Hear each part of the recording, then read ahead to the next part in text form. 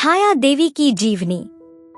3 जून 1914 को कनकबाला के रूप में जन्मी छाया देवी एक प्रमुख भारतीय अभिनेत्री थी, जिन्होंने लगभग 6 दशकों के करियर में बंगाली और हिंदी सिनेमा में महत्वपूर्ण योगदान दिया, जिसमें उन्होंने 200 से अधिक फिल्मों में काम किया। भागलपुर में हरधन गंगोपाध्याय के घर जन्मी छाया देवी ने भागलपुर के आदमपुर में मोक्षदा गर्ल्स हाई स्कूल से अपनी शिक्षा शुरू की। जब उनके पिता का दिल्ली में तबादला हो गया, तो उन्होंने इंद्रप्रस्थ गर्ल्स स्कूल में अपनी पढ़ाई जारी रखी। 11 साल की उम्र में उनकी शादी रांची के शिक्षक बुद्धदेव चट्टोपाध्याय से हुई। यह शादी ज्यादा दिन नहीं चल पाई और वे 10वीं कक्षा में ही अपने पिता के साथ कोलकाता लौट आईं।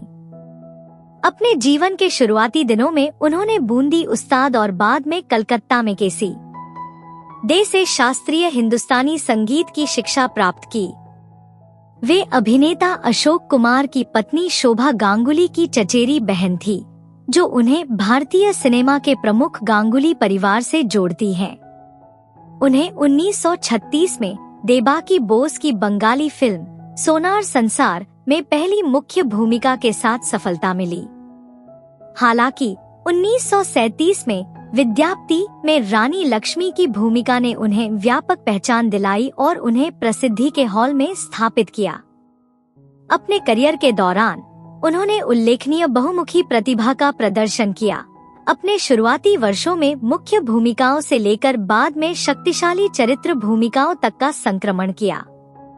उनकी कुछ यादगार प्रस्तुतियों में शामिल हैं 1962 में अटल जलेर आवान, सौमित्र की सरोगेट मां के रूप में। 1963 में देया नेया, एक महत्वाकांक्षी गायिका की असहाय मां के रूप में। 1963 में सात पाके बढ़ा, सुचित्रा सेन की सख्त मां का किरदार। 1967 में एंथनी फिरिंगी, उत्तम कुमार की मां के रूप में। 1968 में अपंजन, उनकी सबसे प्रशंसित प्रस्तुतियों में से एक। 1972 में पोड़ी पिसिर बोरमी बक्सो, पोड़ी पिसी के रूप में एक यादगार हास्य भूमिका। उन्हें 1965 में तीसरे अंतर्राष्ट्रीय भारतीय फिल्म महोत्सव में निर्जन सैकाटे के लिए IFFI सर्वश्रेष्ठ अभिनेत्री का पुरस्कार मिला। यह पुरस्कार शर्मिला टैगोर, रमा गुहा ठाकुरता, भारती देवी और रेणुका रॉय के साथ उनके सामूहिक अभिनय के लिए साझा किया गया। छाया देवी ने 1980 और 1990 के दशक की शुरुआत में भी अभिनय जारी रखा। उनकी आखिरी फिल्म 1993 में तोमर राखते अमर सोहाग में थी, जिसमें उन्होंने कैमियो रोल किया था। अपनी सफलता के बावजूद उन्हें एक अंतर्मुखी व्यक्ति के रूप में जाना जाता था, जो एकांत पसंद करती थी। हालांकि उन्होंने सुचित्रा सेन जैसी साथी अभिनेत्रियों के साथ घनिष्ठ संबंध बनाए। कहा जाता है कि उनके शुरुआती व्यक्तिगत संघर्षों, जिसमें उनकी असफल शादी भी शामिल है, ने उनके पूरे करियर में उनकी कलात्मक अभिव्यक्ति को प्रभावित किया। छाया देवी का निधन 25 अप्रैल 2001 को कोलकाता में हुआ और वे भारतीय सिनेमा में सबसे सम्मानित शख्सियतों में से एक के रूप में अपनी विरासत छोड़ गईं। 1930 के दशक से 1990 के दशक तक फैले उनके करियर ने एक कलाकार के रूप में उनके विकास और बंगाली और हिंदी सिनेमा दोनों में उनके महत्वपूर्ण योगदान को प्रदर्शित किया। उनकी व्यापक फिल्मोग्राफी में 1930 के दशक से 1980 के दशक तक कई दशकों का काम शामिल था, जिसमें कई ऐतिहासिक फिल्मों में अभिनय शामिल था, जिसने भारतीय सिनेमा को आकार देने में मदद की। वह विशेष रूप से भावनात्मक गहराई के साथ जटिल चरित्रों को चित्रित करने की अपनी क्षमता के लिए विख्यात थी, तथा अपने अभिनय को निखारने के लिए वह अपने जीवन के अनुभवों का सहारा लेती थी।